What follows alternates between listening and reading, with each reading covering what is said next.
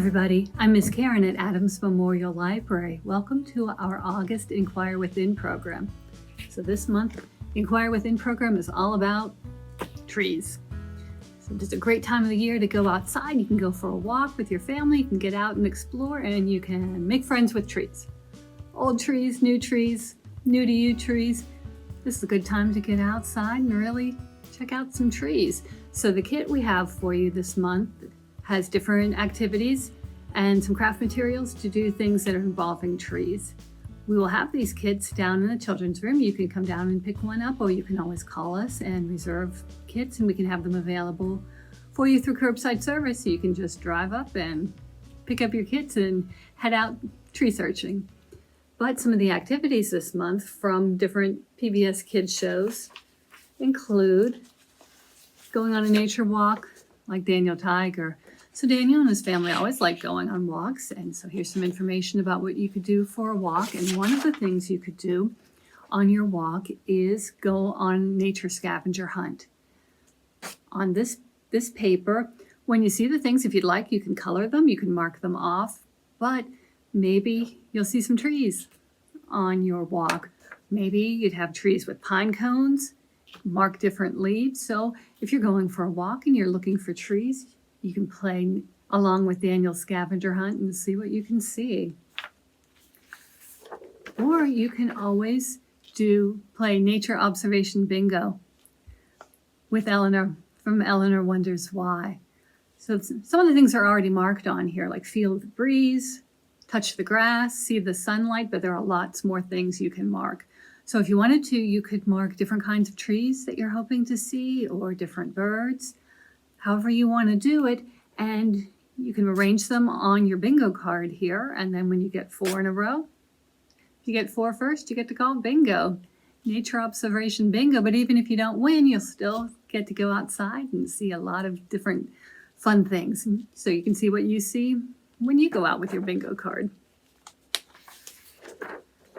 You could always accompany the wild krats. They, on this picture, on this paper, are in the North American forest, which, would be around something we could see too. So they want you to identify the animals that you could see in the forest. And here's some information about those animals down here. So you can see which one of these do you think you might be able to find in North America, or maybe even in Pennsylvania, maybe even around here. This paper is talking about plant patterns, and it's from Hero Elementary. But if you really want to really observe your trees or plants or anything like that, you want to look for the patterns, you want to look for the patterns on the leaves, this paper will give you some information about that too. But a fun thing that you can do when you're outside is do like Nature Cat and his friends like to do, and make leaf or bark rubbings. So in your kit, we'll put a couple of plain pieces of paper so you can go out and mark. It's really hard to see on here, but I did rubbings of some bark. This one was from Bradford pear tree by the library, and this one was from the holly tree by the library. This one is the holly leaf. This one is an oak leaf that had fallen outside, and this one is actually a hosta plant. So if you have old crayons, you might not want to waste your new crayons doing this, because it's a little bit rough, so the crayons might take a little bit of a beating. But if you have old crayons, you can take the wrappers off and then just put the paper on top of the tree and gently go back and forth, and use your different colors and see the differences in the bark. So the bark on the holly tree was a little smoother than the bark on the Bradford pear tree. But once I had the different colors, I just decided I would just kind of use that as a background for some other things to draw. So I drew some flowers and a tree and a star and a balloon, because that leaf pattern kind of reminded me of a balloon. And this is a leaf girl who's really excited about being outside and looking for leaves. But while you're outside looking for leaves, maybe you would like to keep a journal, keep a book of all the trees that you see. So that's what this paper is talking about, making a book of trees And maybe you would like to make a book like this. So it's got different papers in it from that you can write your observations down. And it also has little pockets right here. So if you wanted to maybe collect some leaves that fell, that you wanted to come home and do leaf rubbings on, you can put those in here. And what do you think this is from? Any guesses how you make this? I'll bet you can tell. Does it look kind of like a lunch bag? I thought you'd know. So there'll be a few lunch bags in your kit also. And what you do with these to turn it into a book is, here's how it starts out. You know, this is the bottom. If you're going to put your lunch in, you would be doing it this way, up and down like this, but we're going to have ours going this way. So the first thing you will do is take the bottom part and flip it to the back like this. And then you will glue that down, glue that flap down, and that's going to be one of the pages of your book. So you can do that with each bag. And after you've done that, you will put the bags together, line them up as best you can, and fold them in half. And line those up as best you can too, to make it as even as you possibly can. And then you will open it up again. And if you have a hole punch, that'll make this part easier. But if you don't, you can just poke a hole through. You want to put a hole here and here on either side of the fold, and below here and here on either side of the fold. There'll also be some brown yarn in your kit, and that is what you will do, what you will use rather, to tie your book together. You will take the brown yarn and feed it through those holes. If you put it all the way together like this, your holes should line up, hopefully close enough that you can put the yarn through it. And the yarn's pretty long, so you can wrap it around a couple of times and then tie it off. And that's because if you are looking for trees, and if you're keeping track in your book, and if you find more trees and more trees, you can always add more brown paper bags onto this and make your tree booklet even bigger. You can just untie it and add some more pages and then tie it up again. We'll give you a couple of stickers that you can use to decorate, but otherwise you can decorate this however you would like. If you think it's a little bit hard to write on this part, you can always glue some paper in too. And, you know, if you wanted to glue some white paper on, you could write on that if you'd like. Whatever's easiest for you, so you can keep track of all the trees you see. Another tree-related activity that you can do is to make leaf scribble art. You see the leaf here in the middle? It's in red and it's got different colors around it. Here's one that's with an oak leaf. Here's one that's with a maple leaf. But this is one-of-a-kind art. This is going to be completely unique to you. Nobody can ever make another one that's going to look just like yours. You might not even be able to make another one that looks exactly the same twice unless you make a copy of it.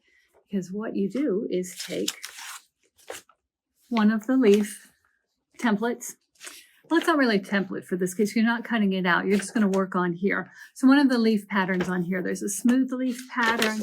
There's the oak leaf pattern with the rounded lobes, and there's the maple leaf pattern. What you do is you take that pattern and then you take a black pen or a black marker. If you use a Sharpie pen like this, you have to be careful with it because it's a permanent marker, but that'll be the least likely to smear on it. But you can use another marker, a washable marker. You can use black crayon. I did that too, and they all work. So whatever you have at home is what you can do, and whatever colors you have at home, you can use too. This one I did with markers, and this one I did with crayons.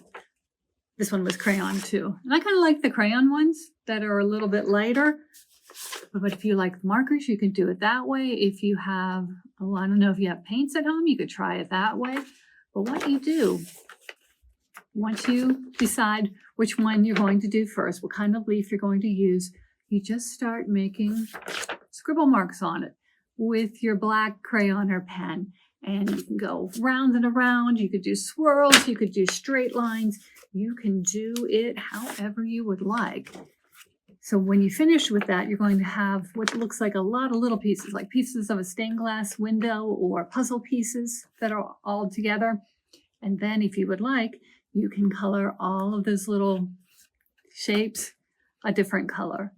The more scribbling you do, the more little shapes you'll have. So if you don't want to color as much, you can just do a few big squiggles. Now in this one, I did the leaf all in red, and then the other colors around it, the other shapes around it in different colors. And so you can still see the red shape a little bit. I did outline the leaf again after I was done coloring on all of these. And these ones, the activity instructions, which we'll link to for you, talk about using warm colors or cool colors. And it says warm colors are ones that you'd think of as a sun, fire, something like that. And cool colors would be maybe the nighttime sky, water. So warm colors are, in this case, would be maybe red, orange, yellow, something that you'd think of fire. And the cool colors would be blue or green, like the grass, or, I use some purple. But if you use the one kind of colors, either warm or cold, on the leaf and the other type on the background, then you'll be able to see the leaf a little bit better. So on this one, I did reds and oranges and yellow for the leaf, and blue and green and purples for the background. And on this way, I did it the other way around. So it would be to make you think of a green leaf. And then I used the reds and orange and yellow and some purple for the background. So you can do it however you'd like. You see on here, anywhere the scribbles went, that's what you color. So even the leaf has different colors if you choose to do it like this. But if you want to make your leaf all one color, you can do it like that. And it's all fine because this is your art and it is going to be unique to you. So tree leaves are unique, and your scribbled tree leaf art will be unique too. So there'll be these papers inside the kit, and you can decide how you want to color them with whatever you have at home. If you have colored pencils, that would work great too. So however you want to do that, it's up to you. And we at the library would love to see what you've done. So you can always bring your tree book, your bark rubbings, your leaf art, bring it in and show it to us. You can take a picture and send it to us at kids@adamslib.org. And would love to see it that way. And as I said, you can come in and pick up your kits at the children's room. We'll have them as long as the supplies last. But we are able to do these kits for you thanks to our friends at WQED Education and Clearview Federal Credit Union. So I thank them very, very much, as always, for letting us do these kits for you and do Inquire Within for you. So thank you for joining me for August's Inquire Within. We'll be back in September, and we'll do it again with some more fun things involving PBS kids. So thank you, everybody. Happy tree hunting. Bye.